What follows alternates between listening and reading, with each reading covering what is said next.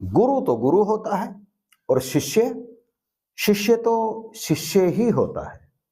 शिष्य गुरु के जैसा कभी बन नहीं सकता, अर्थात गुरु जैसा हो नहीं सकता, क्योंकि वो तो शिष्य है।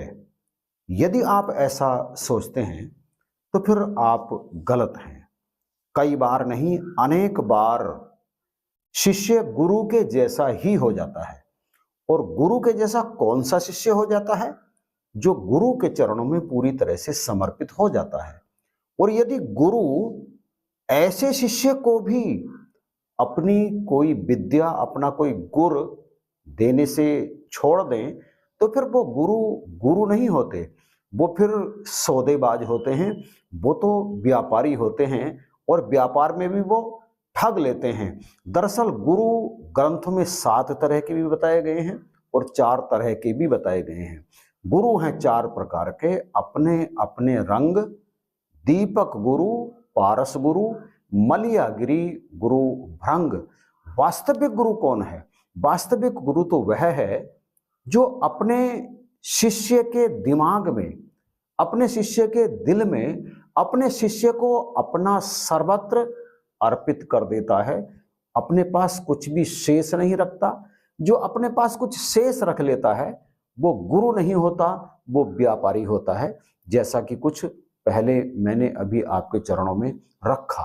हो सकता है आप मेरी इस बात से सहमत ना हो, परंतु मैं आपके सामने इस बात का प्रमाण रखूंगा कि गुरु ने अपने शिष्य को कुछ भी देने से छोड़ा नहीं है, सब कुछ दे दिया। और कबीर साहब ने तो वास्तविक गुरु की ये पहचान भी बता दी और कह दिया, पारस में और परस में बड़ो अंतरा जान।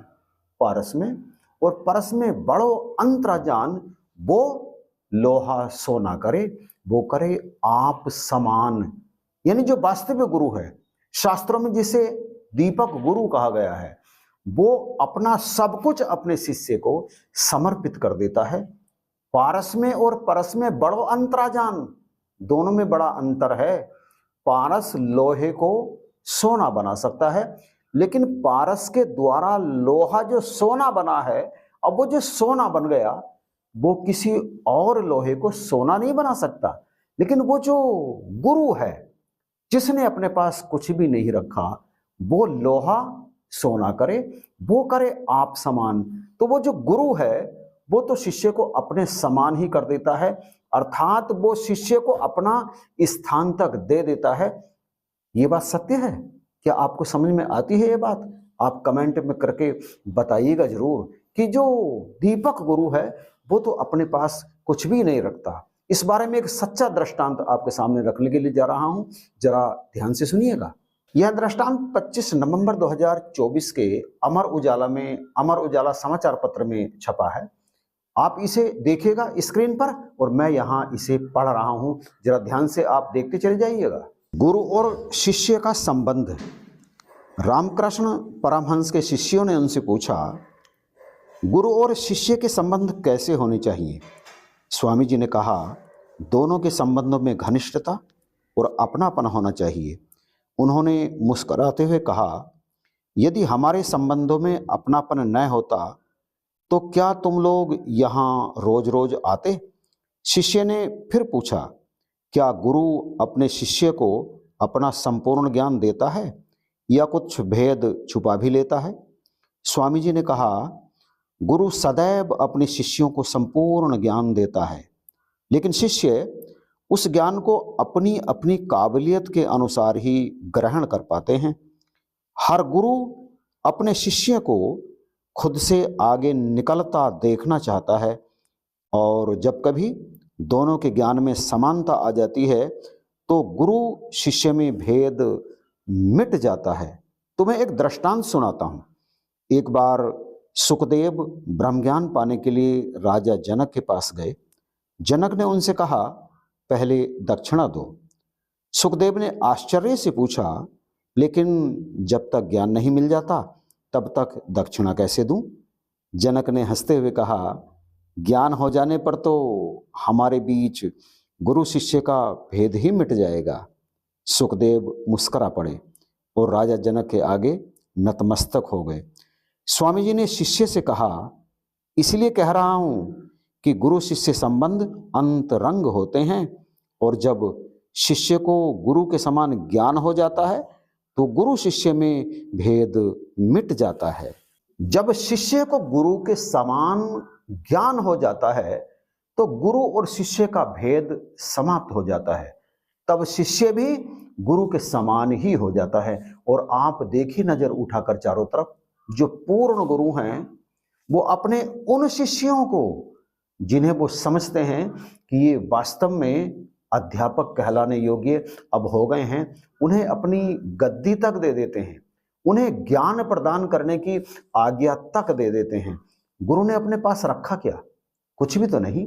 और आप विचार करिए, आप जिस भी गुरु के शिष्य हैं और आप उन गुरु के पास जाते हैं और वो अपना सब कुछ आपको दे देते हैं, अपनी मेधा, अपना ज्ञान, अपना सत्कार, अपनी सेवा, सब कुछ आपको देते हैं, तो फिर उनके पास बचता क्या है? कुछ भी तो नहीं बचता। और ऐसा शिष्य जो अपने उन गुरु के पास जाता है, अपना सर्वत्र उनके चरणों में अर्पण कर देता है, फिर गुरु गुरु नहीं रहता और शिष्य शिष्य नहीं रहता, दोनों समान ही हो जाते हैं। दोनों का जो गुरु शिष्य का भेद होता है वो मिट जाता है। लेकिन इसका अर्थ यह बिल्कुल भी नहीं है कि शिष्य अपने आप को गुरु ही मानना आरंभ कर दे ना। शिष्य को अपने अंदर सदा ये भावना बनाए रखनी पड़ेगी कि वो तो शिष्य ही है, उसके पास तो कुछ भी नहीं था, और वास्तव में शिष्य के पास कुछ था ही नहीं। वो गुरु के शरण में गया, गुरु ने उसे योग्य जाना और फिर उसे अपने ज्ञान का संपूर्ण खजाना उसकी झोली में उड़ेल दिया। अब दोनों के बीच में अंतर मिट गया। कैसे? बिल्कुल ठीक इसी तरह से जैसे बूंद तो बूंद थी, उसका अलग अस्तित्व था, उसका कोई विस्तार नहीं था, वो सीमा में थी, वो सीमित थी। लेकिन जैसे ही उसने असीम का साथ किया, वो असीम के संपर्क में आ गई, असीम में जो वो जैसे ही मिली, अब दोनों के बीच का अंतर समाप्त हो गया। वो भी असीम हो गई, अब वो भी सीमा में नहीं है, उसका भी विस्तार हो गया असीम में जाकर। ठीक इसी तरह से शिष्य जब अपने गुरु के चरणों में जाके सर्वत्र समर्पित करके गुरु से ज्ञान लेना आरंभ करता है और गुरु उसकी योग्यता को देखते हैं, तो फिर वो संपूर्ण ज्ञान अपना उस पर समर्पित कर देते हैं, उस पर लुटा देते हैं।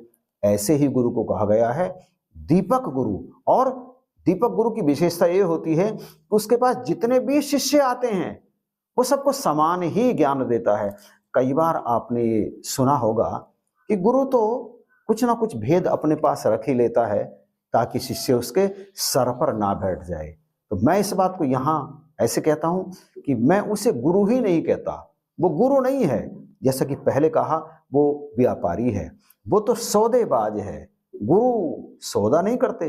राजा जनक जी ने कहा दक्षिणा पहले ही दे दो, अभी दृष्टांत में आपने देखा, और कहने लगे सुखदेव जी अभी ज्ञान तो लिया ही नहीं, दक्षिणा तो ज्ञान के बाद दी जाती है ना। तो कितनी बढ़िया बात कही राजा जनक जी ने कि ज्ञान के बाद तो तुम मेरे समान ही हो जाओगे, मुझ में और आप में कोई अंतर ही नहीं रहेगा, फिर मैं आपसे दक्षिणा कैसे मांगूंगा, नहीं मांग पाऊंगा। तो गुरु अपना संपूर्ण ज्ञान जब अपने शिष्य के अंदर भर देते हैं और कोई भेद नहीं रहता, तो फिर गुरु और शिष्य समान ही हो जाते हैं।